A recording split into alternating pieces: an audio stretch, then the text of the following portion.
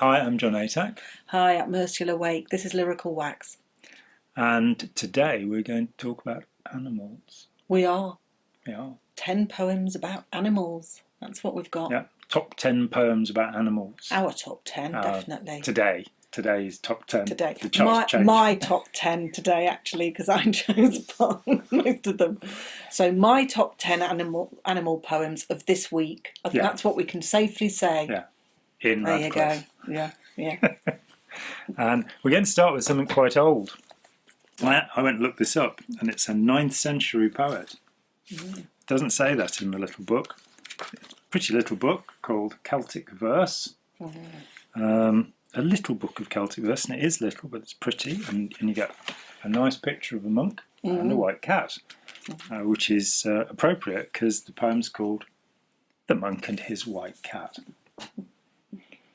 Pangar, my white cat, and I silent ply our special crafts, hunting mice his one pursuit, mine to shoot keen spirit shafts. For me, no pleasure can exceed reading, absorbed in some rare book, yet white Pangar, at his play, offers me no jealous look. Thus together in one cell our time is spent, and far from dull, each one at his private task finds that his life is rich and full. See Pangar pounce upon his mouse, with claws and jaws contrive the kill, while I, a meaning subtly framed, hold in my mind with studious thrill. Now his green and lambent gaze surveys in hope the hollow wall. My dimmer vision also seeks to pierce the dark and see the whole. Pangar springs with fearsome joy to seize his prey and talons keen. Problems, difficult and dear, I stalk, and wisdom hope to glean. Crossing not each other's will, diverse still, yet still allied, following each his own lone ends, constant friends, we here abide. Pangar, master of his art, plays his part in supple youth, while I, sedately, strive to clear shadows from the light of truth. That's beautiful, I love that. That's great, isn't it? I was saying to John before we started that considering how old it is, it's a sort of content that you could write about now, and that people do write about now, sort of comparing, okay, so I'm here doing my thing, the cat's there doing the cat's thing, and just nipping backwards to and fro, comparing them. Yeah, and it's beautifully structured as well. Yeah, and well translated, because of course in the 9th century they didn't speak contemporary English. Yeah. I don't know why. So the rest of the poems are they're in pretty much chronological order, and they're 20th and 21st century. So this next one is by Edward Thomas from the Penguin Selected Poems of Edward Thomas. So he wrote a lot of poems in a short space of time, round about the start of the First World War. An English poet, and lots of fantastic poetry. Deserves an episode on his own, which he will get at some point from us. But for today, we've got a poem called The Unknown Bird. 3 lovely notes he whistled, too soft to be heard if others sang, but others never sang in the great beech wood all that May and June. No one saw him. I alone could hear him, though many listened. Was it but 4 years ago, or 5? He never came again. Oftenest when I heard him, I was alone, nor could I ever make another hear.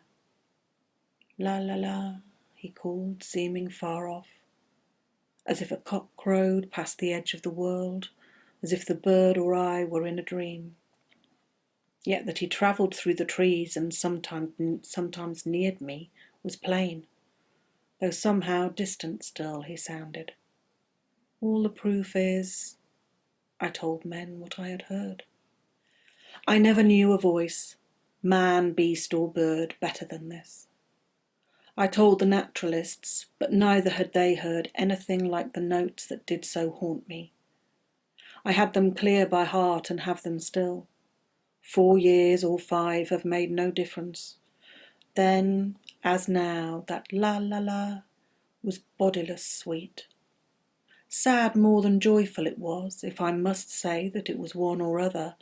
But if sad, 'twas sad only with joy too far off for me to taste it. But I cannot tell if truly never anything but fair the days were when he sang, as now they seem. This surely I know, that I who listened then, happy sometimes, sometimes suffering, a heavy body and a heavy heart, now, straightway, if I think of it, become light as that bird wandering beyond my shore. And if I remember rightly, Edward Thomas was published before the First World War and already seen as a great poet of nature. And he then finds himself in the war, and we remember him also therefore as a war poet. But during the war, he wrote poems about the period before the war. So there are nature poems that he's somehow relieving the horrific stress, by putting his mind back to that more rustic and peaceful time. Yeah, quite possibly. What I do know about the, I don't know the exact date of this poem, but so he started writing he had a long friendship with the American poet Robert Frost. And after he met Robert Frost, he was very encouraging of his poetry. That was in 1913. And in the following 2 years, he wrote a lot of poetry. Yeah. So when I say round about the start of the First World War, I'm not quite sure whether this was one of the 1915 ones or one of the 1913 ones. He's saying that he's thinking back 4 or 5 years, and that's what made me think, well, maybe... could well be. It's a long time since, it's around about... In fact, it was 1991, so I read a collection of Thomas. But yeah, that time that I hadn't thought of that being specifically... It is possible that is specifically about the... except, he feels light whenever he thinks of it. Maybe not in the trenches. Who knows? Well, that's what I'm saying. That if I recollect properly, he relieved himself of the stress of the trenches by remembering those times. Fair enough. So we don't know. This is a poem by the poet and gardener, Vita Sackville-West, who is a very interesting character. Sissinghurst Castle was the garden that she made. She's known throughout the world for the white garden, the idea of having an all-white garden with white flowers and silver-leaved plants, which is a joy to behold. But there were many other innovations. She is one of the people who elevated gardening to an art form. I think it's fair to say. Yeah, she and her husband, although this isn't a gardening channel. Just put the little seedlings out, transplant them now. She and her husband, Harold Nicholson, together took on this when they moved into Sissinghurst Castle. It's called Castle. It's crenellated. It's quite a relatively small place, though. But there's a lot of land, and they designed the gardens together. He sort of created the structure to it, and she did the planting. And yeah, her style of planting has become very much, very much copied and very famous. She was very interesting, yeah. And she also wrote some poetry. And this, she comes to fame in the period between the two world wars. Yeah. So, and this is extracted from a longer work, and it's mercifully short, I think, is the term that some people use occasionally of things that are mercifully short. Because you've only got 4 lines. And there's a lot of mercy involved in that. It does suggest that the rest of it is awful, but... no, not at all. But, or that this is awful if it's mercifully short. For those people who really don't want to be watching this and are somehow managing to hang on by their fingernails, it is mercifully short. You've only got 4 lines. It's called The Greater Cats. The greater cats with golden eyes stare out between the bars. Deserts are there, and different skies, and night with different stars. I love that. Absolutely love it. I can't remember when I first came across it, although it is in a book that I've had since a child. And I have in another episode read another poem from that.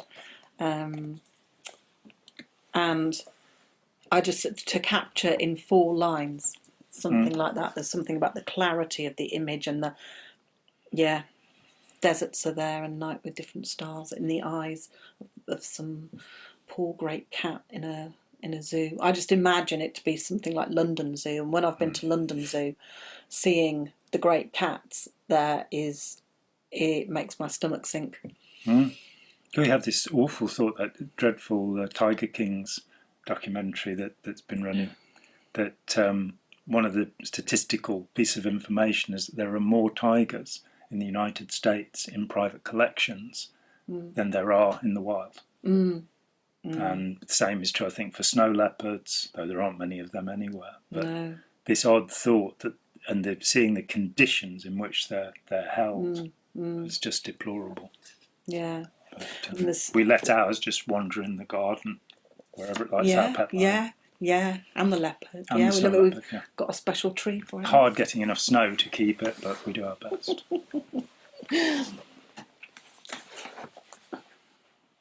This next poem is one of my favourite poems.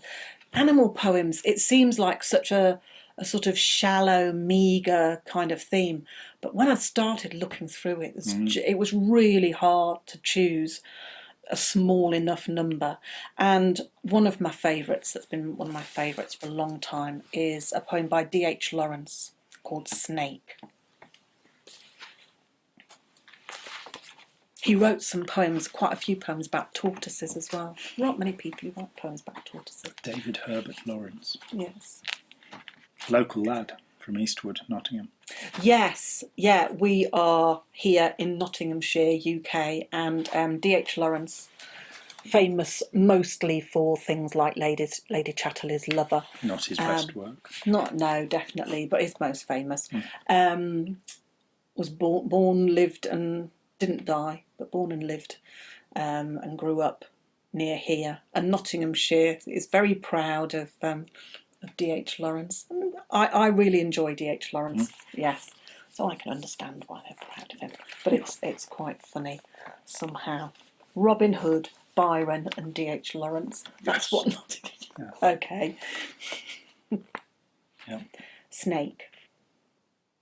A snake came to my water trough on a hot, hot day, and I in pyjamas for the heat, to drink there. In the deep, strange scented shade of the great dark carob tree, I came down the steps with my pitcher, and must stand and wait, for there he was, at the trough before me. He reached down from a fissure in the earth wall in the gloom, and trailed his yellow-brown slackness, soft-bellied, down, over the edge of the stone trough, and rested his throat upon the stone bottom. And where the water had dripped from the tap, in a small clearness, he sipped with his straight mouth, softly drank through his straight gums into his slack, long body, silently. Someone was before me at my water trough, and I, like a second comer, waiting. He lifted his head from his drinking as cattle do, and looked at me vaguely, as drinking cattle do, and flicked his two-forked tongue from his lips, and mused a moment, and stooped and drank a little more. Being earth-brown, earth-golden from the burning bowels of the earth on the day of Sicilian July, with Etna smoking. The voice of my education said to me he must be killed, for in Sicily the black snakes are innocent, the gold are venomous. And voices in me said, if you were a man you would take a stick and break him now and finish him off. But must I confess how I liked him? How glad I was he had come like a guest in quiet to drink at my water trough and depart peaceful, pacified and thankless into the burning bowels of the earth. Was it cowardice that I dared not kill him? Was it perversity that I longed to talk to him? Was it humility to feel so honoured? I felt so honoured. And yet those voices, if you were not afraid, you would kill him. And truly, I was afraid. I was most afraid. But even so, honoured still more, that he should seek my hospitality from out the dark door of the secret earth. He drank enough and lifted his head dreamily as one who was drunken, and flickered his tongue like a forked knight on the air, so black, seeming to lick his lips, and looked around like a god, unseeing, into the air, and slowly turned his head, and slowly, very slowly, as if thrice a dream, proceeded to draw his slow length curving round and climb again the broken bank of my wall face.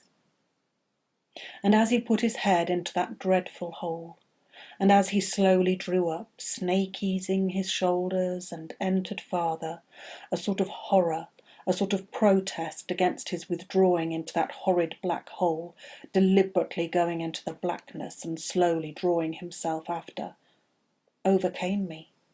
Now his back was turned. I looked round, I put down my pitcher, I picked up a clumsy log and threw it at the water trough with a clatter. I think it did not hit him, but suddenly that part of him that was left behind convulsed in undignified haste, writhed like lightning and was gone into the black hole, the earth-lipped fissure in the wall front, at which in the intense still noon I stared with fascination. And immediately I regretted it. I thought how paltry, how vulgar, what a mean act. I despised myself and the voices of my accursed human education. And I thought of the albatross, and I wished he would come back, my snake. For he seemed to me again like a king in exile, uncrowned in the underworld, now due to be crowned again. And so I missed my chance with one of the lords of life, and I have something to expiate, a pettiness. Yeah. I love that. I love the fact that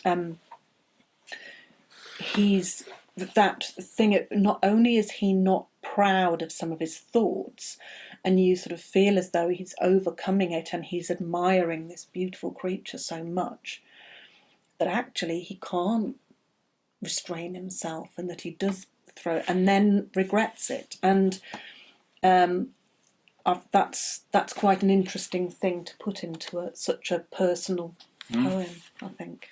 And the cowardice he speaks of, and then he waits until the creature is retreating before attacking it, and then realises how petty he's been. And that the line, well, after I'd first read it, the line that made me look and look and look for this poem again was that line, I missed my chance with one of the lords of life. Love it. Yeah, they could have got married and had kids, but they could. He messed it up. This is a poem by a poet I've never heard of before today. So you may guess that I didn't actually find this one. His name is Kaneko Mitsuharu. He was born in 1895 and he lived until 1975. It's in a collection called Pioneers of Modern Japanese Poetry. Rather handsome looking volume.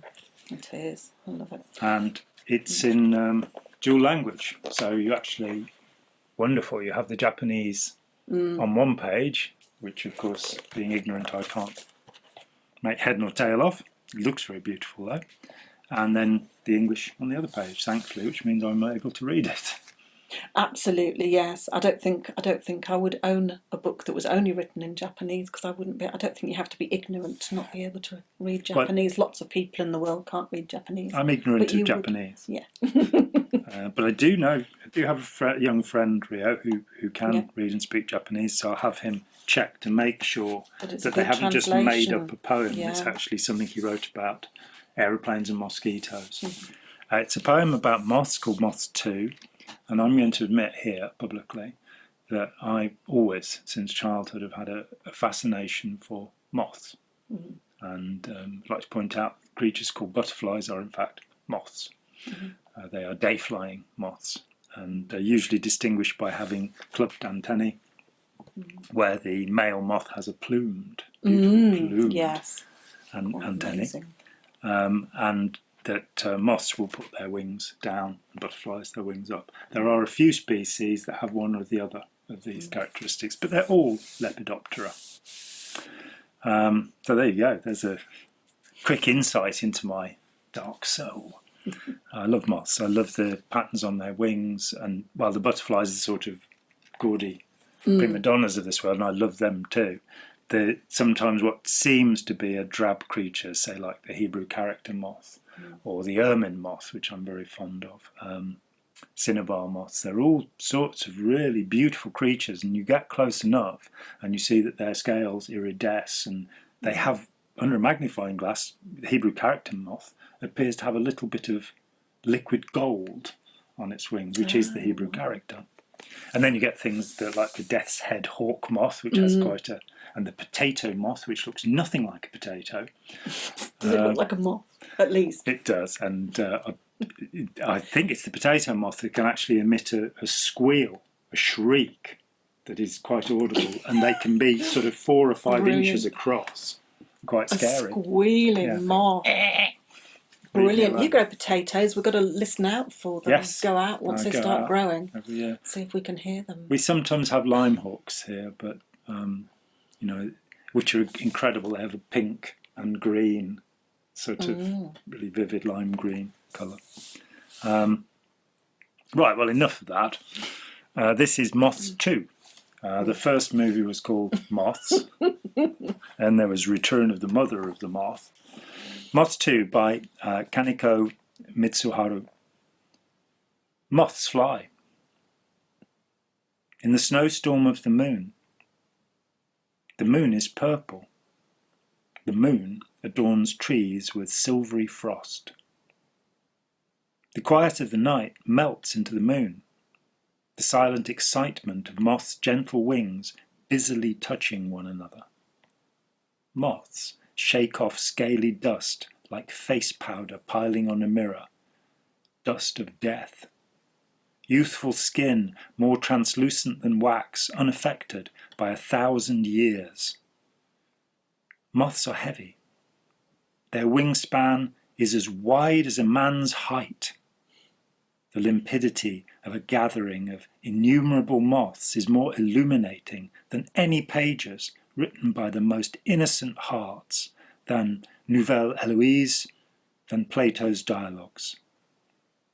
I walk in the sparkling illumination along the long shore of the lake, treading on the softness of dead moths stretched out without end, toward the remotest land that promises me no return. It was written in 1948, which, if you're Japanese, was probably still a pretty intense time. I didn't know what the Nouvelle Héloïse was. It's Héloïse. It's Rousseau. It's an epistolary novel, which is to say a set of letters between the characters. Yeah. And I've never heard of it before today. I know about Abelard and the first Héloïse, but the new one. Yeah, a new Héloïse, a new love story.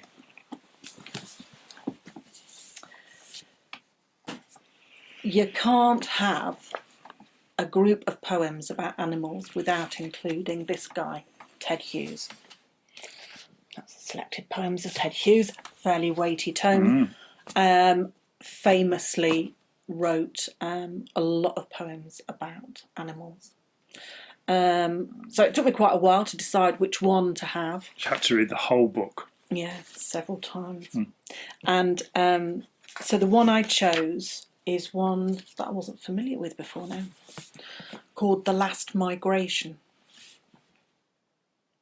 So God died, and a new God with narrowed eyes, carrying the word reversed, gazed across the earth, which was cluttered with unbelievables. There stood the Irish elk, a ponderous machinery of pain, a purposeless castle of gristle, above a frosty hollow of heather, on a sea of empty skylines. How had the sea that throws crabs up thrown this up? Had those antlers fallen from a star? Had those eyes come from the moon? It stooped drinking where snow water puddled among stones. It hoisted its head as in a daze, and clattered to some other draughty standing place with its absurd furniture and snow-proof eyelids, staring around without comprehension, like an error from timelessness, twitching its ears, browsing a little, shivering. The narrowed eye, the god, spoke, calling the elk back. And the scene was amended as that furniture collapsed, and those eyes accepted the verdict like a hero's without change of expression.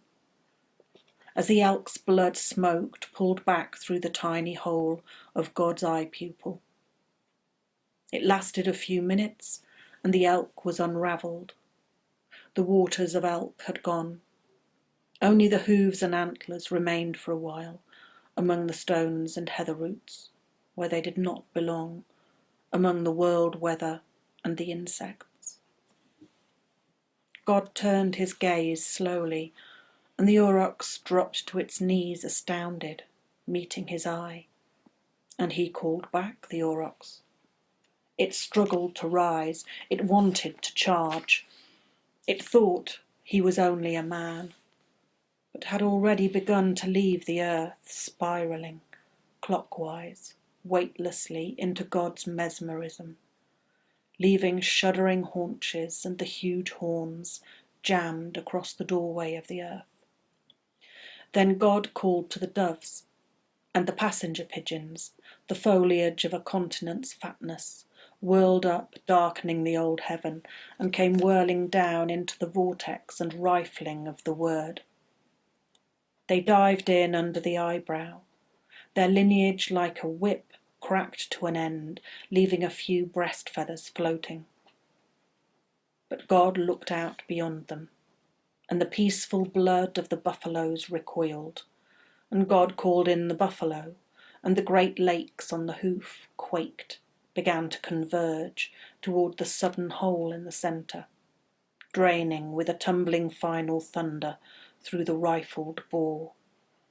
And at that bottleneck of bellowing and pain, for lasting seconds, the hooves dug in, the tongue reached stiffly into air as the bellow clawed out for a hold behind the skylines, and the eye gripped at the slipping expanses, the near soil crumbs, the last grass around the rim of the terrible black hole, which was the eye pupil of the god of the steady gaze.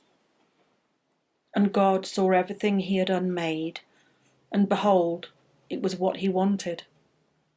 And then God spoke to the whole world, and right around the world the waters trembled and began to move. Towards the next great extinction. But I love the idea that something new is going to come out of the waters. Yeah. Which it has after each of the extinctions. But we've had 5 now, where about 80% of everything that lived was wiped out. And now we're into one which is largely humanly caused, the passenger pigeon. The aurochs, I think probably humans had something to do with way back there. And we're now wiping out several hundred species a year. Oh, yes. But it's God's fault. And we are preserving them in words, and we are reading them out. Yeah, and also... We are anti-extinction. That's how great we are. We watched a wonderful documentary called The Serengeti Rules, which is beautifully shot, but it's really heartening to see a documentary about nature that is tremendously hopeful, talking about rewilding and how so many places in the earth, starting with the Serengeti, which was managed, that the idea was they were going to cull the wildebeest, and the guy who was in charge of it said, "No, I'm not going to," and they reached a limit and then stopped multiplying, and the whole Serengeti came back because they are a keystone species. Keystone species, that's the phrase, isn't it? And they're trying to identify them in different places. And it's not necessarily the top predator, but nor is it necessarily the things right at the bottom of the food chain. But there's a key species in... And everything fits really around interesting, it. For rice paddies, it's a spider, which wouldn't make you happy. Would not. So we're not going to have a rice paddy, apparently. I'd like to have a rice paddy in your garden, would you? That'd be brilliant. No. They look so pretty, the way they're... Yeah. You have micro rice paddies and then only tiny spiders, maybe. Is that okay? As long as it's in the part of the garden that I don't often go in. Okay, right, well... That's sorted. Great, excellent. So this is a programme about gardening this week. This is a poem by the beet poet, and I'm going to say it publicly. I'm really not very keen on the beets. William Burroughs was a disgusting human being, with whom I only had one degree of separation, because one of his friends used to phone me up and ask me questions that he was curious about. But he was a despicable man, I think, and I don't like his books. I read 3 of his novels, White Boy's Exterminator and Naked Lunch, because I had to. Wouldn't have done it by choice. Then you have Jack Kerouac, who I'm not really keen on the road or Dharma Bums, but I get that there was a kind of energy and an impulse to it. And Ginsberg. And Ginsberg, I don't know, he just seemed like somebody who jumped onto bandwagons. Though he did have an influence. Howl was an important poem, though I don't really like it. But there is one of them that I do like, having dissed the rest of them. Got him today. And I found him by accident. San Francisco's Laurence Ferlingetti, who is one of the, as was Ginsberg, one of the transition points from the beatniks into the hippies. And this is a great poem, which I've never seen before today. I think you can testify that I've never seen this before. It's in your handwriting. Oh, well, okay. Quick quotation from the Dangerous Brothers there for those of an arcane nature. This is called Dog by Laurence Ferlingetti. We've had a poem about a cat, so we've got to have a poem about a dog. Too.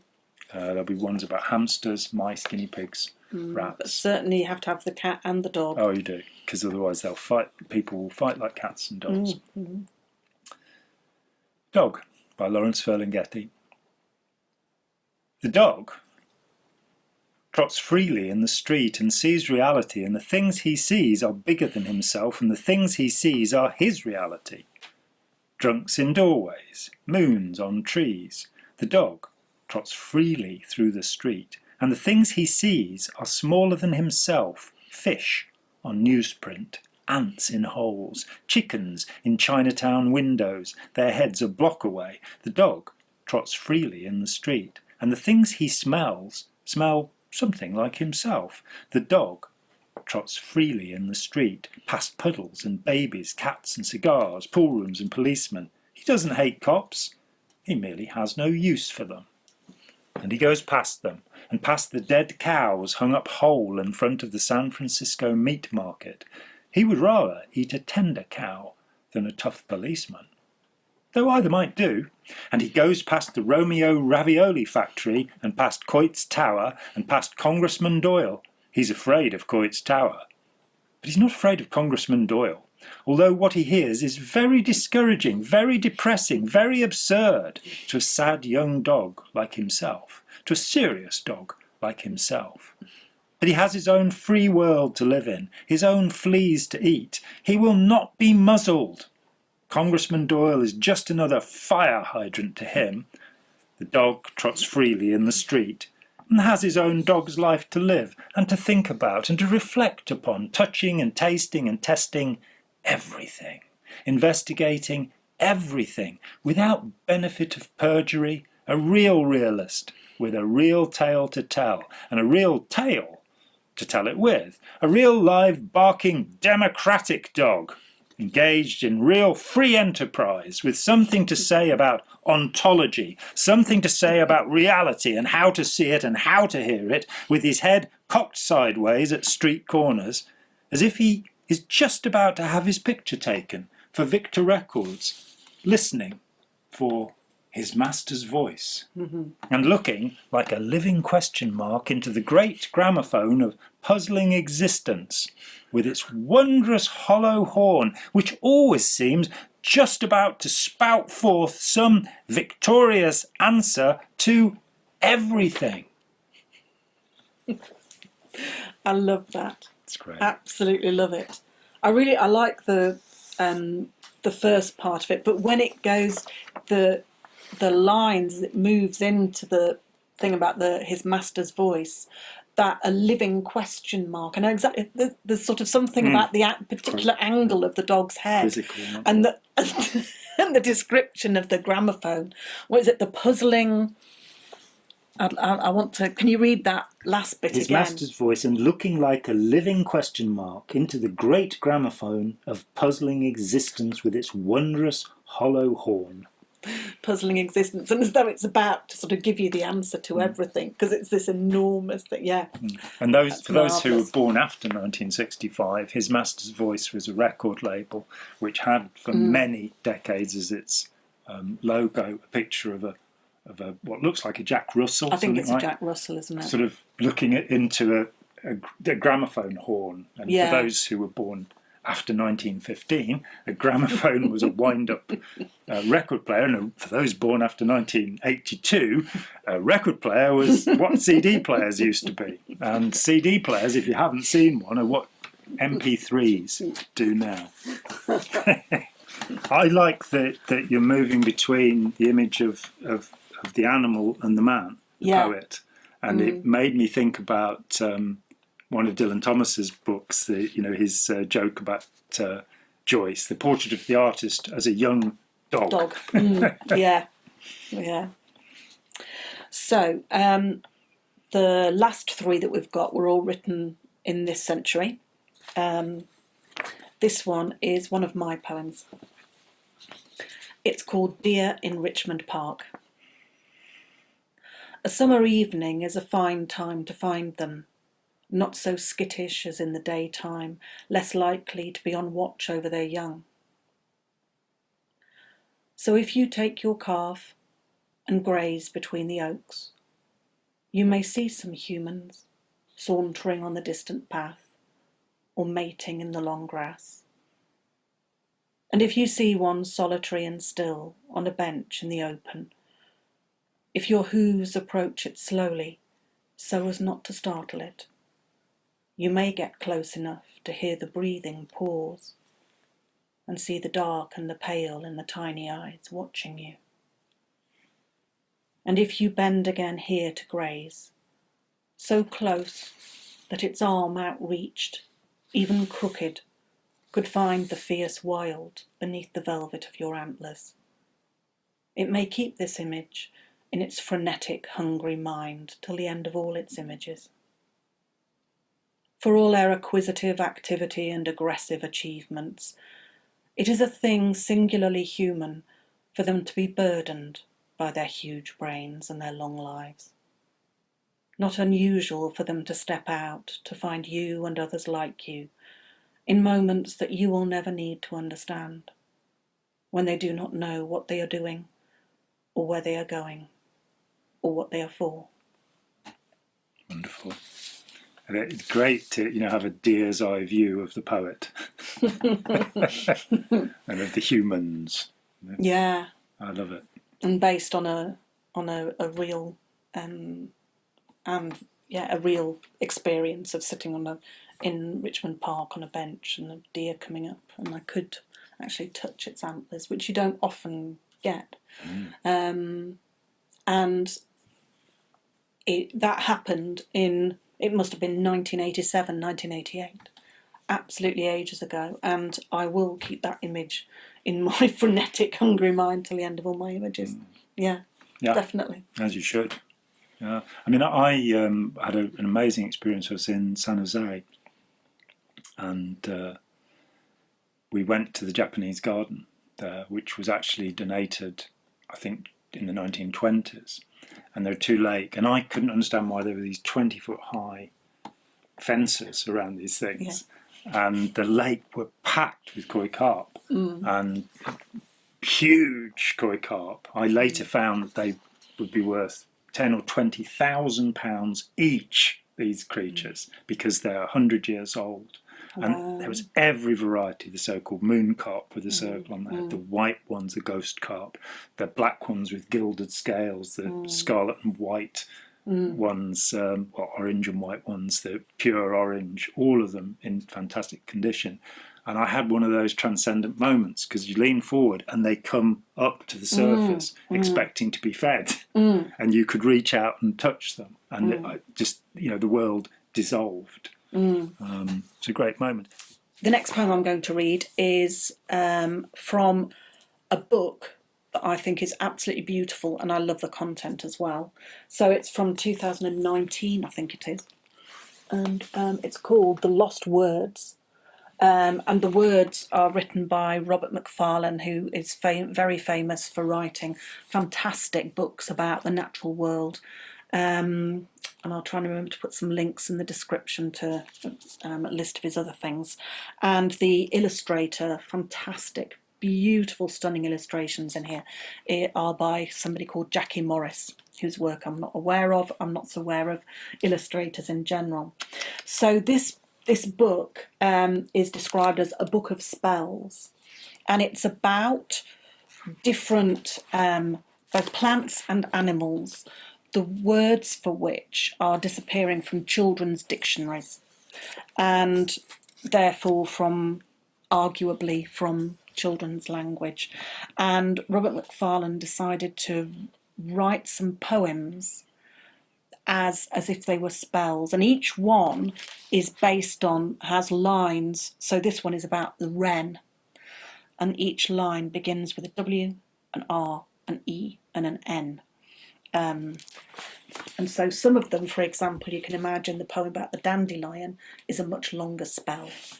This is wren. And it's an acrostic, is that the right word? Yeah. And do you want to show the picture? Yes, I will do. Yes, that's a very good point. So this is the beautiful illustration on the page of the wren, and that's the poem. So there are some lines that don't begin with W-R-E-N, but here we go. When wren whirs from stone to furze, the world around her slows.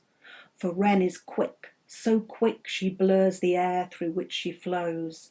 Yes, rapid wren is needle, rapid wren is pin, and wren's song is sharp song, briar song, thorn song, and wren's flight is dart flight, flick flight, light flight, yes. Each wren etches, stitches, switches, glitches, yes. Now you think you see wren, now you know you don't. Love that. And I have wrens, until recently had wrens nesting in the ivy just outside my back patio door, and that is such a good description of them for people who don't know. So they're tiny little round birds. They are incredibly cute, and they are very darty, even more darty than most little sort of songbirds, and sort of disappearing and appearing, and yeah. Beautiful things. Flight is more like a hummingbird. Yeah. I mean, when I haven't seen a wren for years, but I can remember when I was at primary school seeing this. You're walking to school and seeing this tiny little bird. What on earth is that about? They're implausible, aren't they? They are implausible. So, as I sort of said, we are working chronologically. This was written 3 days ago because I needed to find something to put into this episode. So forgive my haste. In Backwoods, Colorado, at a rustic restaurant, the real thing, not California gauche, lunch on a decking patio jutting over a placid lake. The most beautiful day until I met you. Good food with my dear friend Evan, surprised by a chirruping at my feet. Imagine, leaving the bustle of civilization for the calm beauty of America, gazing down to see chipmunks perched on their hind legs, paws bent, begging, a mother and 2 pups. My mind is thrown back, woodside, in the dark evening on Sarge's estate, where the rich folk dwell. 2 creatures emerged from the indigo dusk, marched just a few feet before me, unconcerned by my presence, tails struck up like flagpoles, my first and last view of skunks. Or hummingbirds in Sherman Oaks, out on the deck, looking deep down into the valley, over to San Jac, and at eye level, a red hawk hovering, eyeing a mouse 80 feet below. There are moments of transport, moments of wonder, awe, when the world no longer need make sense. Some unimagined creature reminds us that we are not sealed in a movie without scent or danger, that we thrive in reality. A vixen screaming like a dying woman, 2 hedgehogs tupping on a front lawn at 2 a.m, the thrush trapped in the chimney piece, the bat that flew into my bedroom and swished from corner to corner, evoking primeval dread. The sparrows of childhood, as common as muck, now almost gone. This is our visceral connection, our emergency exit from the life of mind, not the dreary daily dream of life, but life itself, where we plunge deep down into ourselves through the eyes of the unlanguaged. That rabbit, trapped, paralysed, the predator's indifferent stare, a squirrel scampering up a vertical board, and butterflies, lacewings, damsels and moths, or the murmuration of birds we watched swirling above the water. We live in paradise, in an elation of substance, an elevation of wonder. We live, and in living should and must rejoice. So we're going to go away and do some rejoicing now. And thank you very much for sharing your time with us. Thank you very much. I'm Ursula Wake. I'm Jon Atack, and this has been Lyrical Wax. Bye. Bye-bye.